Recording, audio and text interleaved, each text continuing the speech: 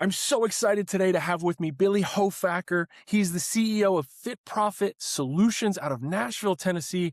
Billy, welcome to the show. Josh, thanks for having me. I'm so excited. Also, I couldn't sleep last night. Really looking forward to diving into really help people that are listening, help them to improve their finances, improve their lives, and hopefully have some fun here. I love that. That makes me really excited. Also, with Vybrant being a primarily sleep company off the ground, I can help you with that too. So tell me about Fit Profit Solutions, how it started, the origins, and also what is it? Yeah, so let's start with the origin. So going back, it was 2010, and I had it all. And I say that sarcastically, facetiously, whatever the word is there. I had it all on the outside. I was newly married. I found the woman I'd been praying for, perfect wife. We just had a newborn, had the house. I was in good shape. I was doing my thing. I had my clients, I had the gym, and I was lying to myself in a lot of ways. I was trying to juggle all the things. I was in my late 20s, and depending on the age of you listening, maybe you're there now, or maybe you've been there before if you're in like later generations. But there's a lot going on there. You're juggling the business, the family, or even if not a family, it's still maybe there's bills piling up. You're trying to figure it out. Maybe you're like me and you weren't necessarily like taught how to do some of this stuff, and just trying to figure it out. And it's embarrassing, and there's some shame. And I was like, just kind of, I kept telling myself, one day I'll get to this. I'll take care of this. I'll make more money. I'll get more clients. I'll do another gig. And I kept waiting for that day. And that day never came. One day it was 2010. I had a few spare moments. I was sitting on the couch with my lovely bride and our newborn, and we're snuggling up, and I looked at her and I said, everything that matters is right here on this couch. That's a movie reference, by the way. I didn't actually say that. We're sitting there, and all of a sudden, boom, boom, boom, knock on the door. And I was like, uh-oh, this is weird. It was early in the morning. Nobody should be knocking on the door. What's going on? And I opened the door, and there was this guy, this massive dude. I was a little bigger then than I am now. I'm not a small guy, but this guy was towering over me, and he said, I'm taking your car. I was delinquent on payments, and that was just one of the things that I was avoiding. So that was the origin of this whole thing, because I went from this beautiful moment on the couch, life is good, it was one of the best days of my life, to all of a sudden figuring out what am I going to do here. That was a difficult time. I had to figure out how to get to work. I didn't have a car anymore. I had a lot to figure out, short-term, long-term. My wife and I had some hard conversations. Part of that was discovering that we had $130,000 in non-mortgage debt. You name it, we had it. Credit cards, medical bills, loans with family and friends, all of it. It was completely overwhelming. At that point, thankfully, we had some time because we were on the younger side. I wish I was younger, because that time never comes back that you lose through this mismanagement and debt. But it took us 5 short years, I say, and we really got out of it. We paid off all of that debt. And during this period, I was growing a business. I had multiple facilities on Long Island, New York, really competitive area, great area, but very competitive, high cost of living. So we paid off the debt doing the gym business. I had a good run. So I ran the gym business for over 15 years, had multiple facilities, became really profitable. People started asking, like, what are you doing? It was a small footprint model, a small training facility, very profitable, especially per square foot. I started helping them with some of the stuff. I never shared any of the financial stuff. It just didn't feel, I don't know, I just felt embarrassed or whatever the reason was. And then after COVID, that was the real impetus for this business, because I was doing some business coaching more as a side hustle. I created a program called the Small Facility System. It was kind of just documentation of all that we did, leadership, sales, marketing, all the levers of a business. But then during COVID is when I realized people were in trouble financially. I think the stat is 30% of studios went out of business as a result of COVID. We didn't. We actually did really well during COVID. I was kind of like embarrassed to share that because everybody else was struggling. We did really well, partly because in New York, which was hit really hard by COVID, we had some of these principles in place, some of the things that I now help people develop safety financially so that they can provide the life for themselves and their family. But those are the things that I was kind of working through. Right. And I realized at that point, like, this is the shift I really want to make. So it's been a gradual process. You asked like what we do. It has evolved. It started off with a course for Fit Pros on how to achieve financial freedom. That led to some private coaching and other types of coaching programs. Now kind of to kind of simplify it, so we do a mix of fractional CFO services, which is a service for a gym owner that's a little bit further along. They're not like struggling to make payroll. They're looking at how do I grow? How do I get some financial leadership involved here? Bigger decisions, planning, forecasting. We also do some financial coaching as well as helping them clean up their books and figure out like what's happening with their numbers. Yeah. Yeah, so let's do some other little things here and there, but that's the gist of it. That's amazing. And realistically, you talked about some things that you had in place that you used through COVID, and I'm assuming have now started to teach. Can you give us like one or two of those things just off snippet? Yeah, I'll start with the one that I think is one of the biggest things that gym owners miss. Everything I do is really geared towards the financial side, but the truth is most of these things apply to other areas. They also apply in different businesses. Like if anyone has to be listening and they're not a gym owner, I just understand that world because I've been in it so deep for so long. But like one of the things I say is you don't get anywhere financially, and I didn't get anywhere financially because you have no idea where you're going. There's a famous quote by Zig Ziglar. He said, if you have a clear target of where you want to be, and so many people just don't have that. So as you're listening to this, think about that. Do you have, and that's just like we can get into more of it, but just for starters, like getting clear on like, why did you start this business? You opened a gym. You didn't just do it. Maybe at first you did it because it was kind of a hobby and like that's a thing with CrossFit and some of these others. But at the end of the day, like this is your life. Like, why are you doing this thing? What are you looking for? What are you chasing? Whether that's like how much money you want to make, the freedom that you want, the things you want to do in your life and your family. It's too important not to get crystal clear on where you want to go. There is a whole science to like how to go about doing that. But just as an overview, yeah, let's start there. Like, you don't know where you're going. Like, let's figure out where we're going. You're in Los Angeles. I'm in Nashville. Like, if I want to come hang out with you and sit in some traffic, then I'm going to have to know that you're there, right? And that's the target. And I think, funnily enough, and I was in a mastermind for a while, and it was a big push for numbers as well within that, and it did really well in teaching me to respect the number game. And I think it goes much deeper than just the gym business, right? So many people, whether you're talking fitness, whether you're talking your life, you're talking family, no one I'm noticing really designs their life. They kind of go through it hoping that the outcome will just kind of appear. And the minute you bring that clarity to the overall goal that you're trying to have, I definitely think there is I'll say a higher likelihood for success. Yeah, it might be harder. Yeah, you're putting lofty goals out there and you're chasing things and all that good stuff, but I think you're more likely to actually achieve them and find them if they are. Yeah, that actually brings up a few important points. Number one, the first thing I thought of when you said that was, this is true for me. I set personal goals before I set business goals because the business goals need to be informed by the personal goals. If you don't have personal goals, then you're gonna do the opposite of what you're saying, right? You're gonna design your life around other people, around your business, but the business is there, to serve people, but it's there to serve you primarily. So I would encourage you listening. I mentioned think about that personally. What do you want? And you can think of the different areas, right? Like there's financial, there's like your lifestyle, there's family, there's all those important areas, and they are all important. But figure out those first, and then it's like, how do we use the business as a vehicle to get there?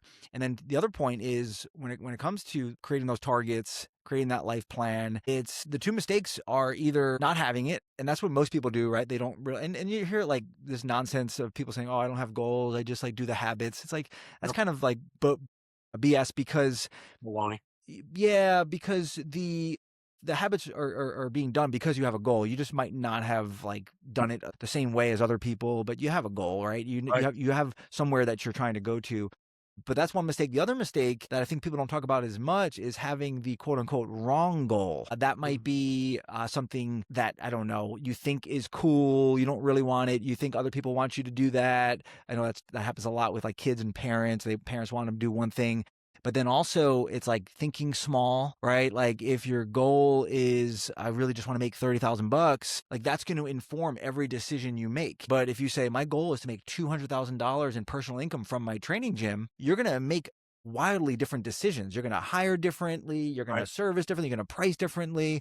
So now if you choose, and I'm not here to tell you what you should try to do or try to make, but just know that whatever it is that you're chasing, that's going to dictate your entire life. Like everything you do. Here's a couple of examples. We decided early on, and I was thinking about this. I'm the weird guy that thinks about this stuff. Like at night, I'm laying in bed, I'm thinking about this. So I've worked with hundreds of gym owners. Really fascinating. I never actually shared this before. You're hearing it for the first time on the Josh Haag podcast, Live Vybrant Podcast. All right, so that's this, and this is interesting.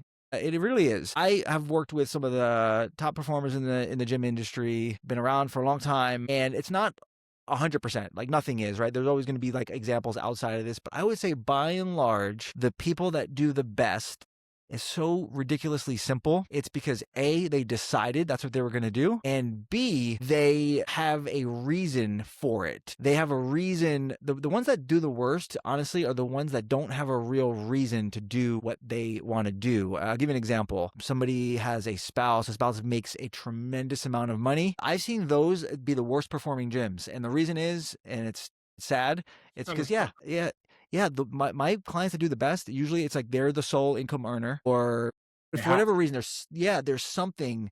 And that was like a little bit of my case where we decided early on, it was just one of the values for us. There's different ways for different people and different strokes for different folks. But for us, we wanted my wife to be home with our children. So we just decided on Long Island, which is arguably, I don't know, it's up there with LA in terms of like expensive places to live, right? Cost of living is. And yeah, it's crazy. There's almost no people that have like one income earner in our area. And we just decided that's what we were going to do. So that kind of proves my previous point. When we start with that as the goal, we then are able to figure it out and take the steps to do that. It wasn't an option for us. We didn't say, oh, well, she could work and do this and then we'll do. No, this is what we're doing. So that's the starting point. Now it's like, okay, how much money do I need to make for that to be a reality? Okay, that being the case, what do I need to do that? And you start backing out. And I guess my fear is that somebody hears this like, yeah, it's easy for you to say, but honestly, that's really what I did. It wasn't like I didn't have any crazy advantages. I didn't have any crazy knowledge. I just started with that. So I'd ask you to ask yourself, where are you starting? To the person who is in disbelief, or it's easy for you to say, or XYZ, my excuses, right? Because there's always those. What do you say to the people who are afraid to have the personal dream or the personal reason, the thing that's driving them, whether it is personal or for family or whatnot? What do you say to them to help? Because realistically, you've got to give them and empower them to start dreaming personally, to say, I want to make 200K. Yeah. Here's what it is for me. I can obviously speak for myself, and I can speak to what I've seen other people after doing this for a long time. And when I had that moment happen, the knock on the door, it was life-changing. That showed me the future. Okay, we were also 3 to 6 months behind on our mortgage. We're about to be foreclosed. And I'm sitting there and I'm thinking, what am I going to do? Is she going to have to go back and live in her parents' house? And now I have to figure out, am I going to live in my gym, or am I going to live with my sister, or commute from my in-laws and go backwards and then try to figure this stuff out? Like I had to face that reality. And to the point of the targets, it's one of the most powerful questions you could ask yourself is what happens if I don't hit this? What's going to happen? What happens if I have a kid? You've all heard these stories. I don't want to come out here and be like super dark, but I know about 3 different people that 2 that I'm thinking of that are in the fitness industry that you probably know of, that you're listening. They dropped dead in their prime of life. And now that leaves a wake, right? We know nobody thinks it's going to happen. But it happens. Kids get sick, stuff happens, and it's like, what are we waiting for? I'm a super positive guy. I probably don't sound like it, but I am. Not.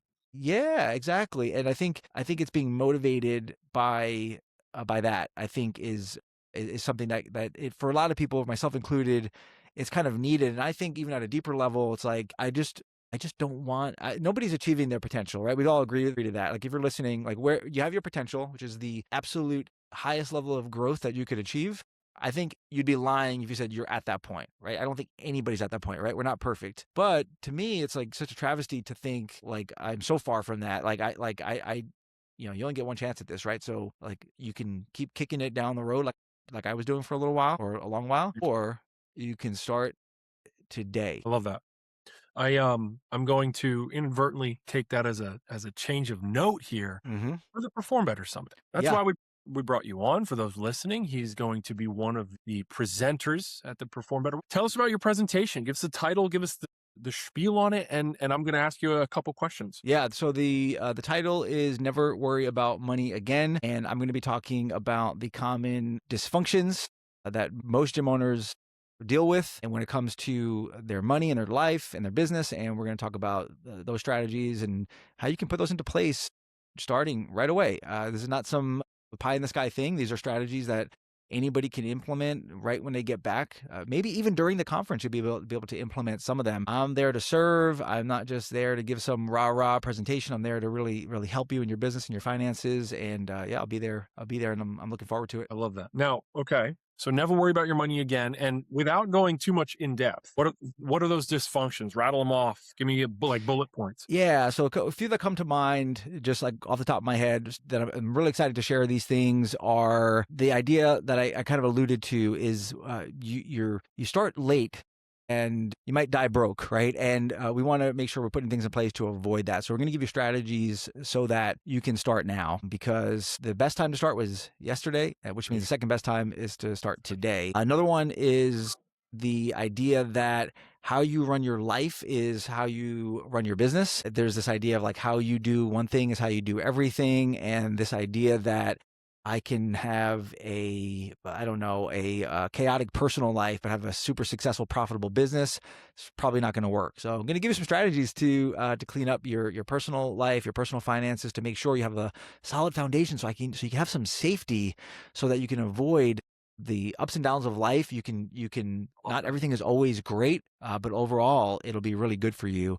We're going to talk about the numbers, and we're going to do it in a fun way. I'm going to tell you that the numbers are truth. And there's a saying that the accounting is the language of your business, and that can be really overwhelming for people. So we're going to distill that down and tell you how the true numbers don't lie, which are the numbers you need to pay attention to, how to impact those numbers, and how to look at that a little bit differently. And then finally, we're going to talk about how this is different than just the money side, but this is how you might be your own worst problem, right? The good and the bad news are the same, is that the answer is the person in the mirror, right? You're the person that could fix it. You're also the person that got you where you are. So we're going to talk about some things that you can do to sort of lead yourself. Might think of that as like a personal operating system, because that's arguably the biggest advantage you have, is the way that you spend your time, resources, and energy. These are the biggest takeaways, one or two like pieces of advice takeaways from your presentation that like this person listening to this who's going to hang up when we end this, walk away, they're going to implement it today. Yeah, I would say like from a just because it's all we know, like it's not about the information, right? Like all the information is out there. You can go on YouTube or listen to different podcasts. So it really comes down to you and your action. Most of the things that are worthwhile in life, you can kind of distill down to some pretty basic things, right? All of us are in the fitness business, and what is it? What do people need to do? They need to sleep, Work out right? consistently. Yeah, work out consistently, get good sleep, manage their stress. I mean, these aren't like groundbreaking things. Yeah, all of them have more nuances and they go deeper, and we geek out on that stuff. But at the end of the day, I think the most important thing to do is think about this differently, in the sense of you don't have as much time as you think. When you're starting out and you're in your 20s like I was, you think that you're going to live forever. You think you have all the time and you can get away with some stuff there. Stuff starts creeping up. The stress starts building. The bills pile up. Maybe there's some bank late fees and little things like this, right? They're kind of like warning signs, right? But then you get in your 30s and you're maybe what they call the messy middle, right? You got more stuff, more people that are kind of looking at you for support. Maybe there's a family, and the bills don't get smaller, right? And now at that point, you realize like stuff gets real, and it's just not the same. Your priorities are different. You realize that your time is shrinking. And then there's going to be a lot of people that perform better that are in their 40s or beyond, 40s, 50s. A lot of people are getting into the industry even in those ages. Right. And then from that standpoint, it's like, what are we doing here? Like, how is this going to end, right? Like, am I going to have enough? And how much even is enough? So these are the kinds of things that I encourage people to start thinking about. It's like the definition of insanity, right? We've all heard this. You keep doing the same thing, expecting different results, but also realizing that all this stuff is fixable. Regardless of where you are in your life and your business with your money, it is fixable. Yeah. You can do it. You have to realize that there is a path forward. And you just have to take those action steps. That's awesome. Mm-hmm. So, Billy, Coach Billy, where do we find you? What's your handles, your information? Give it to us. Yeah, definitely stay plugged in with what I have going on. You can listen to my own podcast, which is called the Your Fitness Money Coach podcast. But really, just connect. Hopefully, you can tell from my answers that I'm not here to judge. I'm here to help. So reach out to me. There's no pressure to do anything, but if you want to just say hello, reach out. If you have any questions, just find me on social media. There's not a lot of Billy Hofackers out there, especially in the industry. So easy to find there. Instagram is probably the most common, and where you can check that out. And there's a website as well. It's yourfitnessmoneycoach.com. Awesome, Billy. Well, thank you so much for coming on and taking a couple minutes to chit chat with me today. I'm so excited to see you at Perform Better, but good luck. Kick some Absolutely. butt. Thanks, man. Thank Yeah, you for looking being here. forward to it. All right.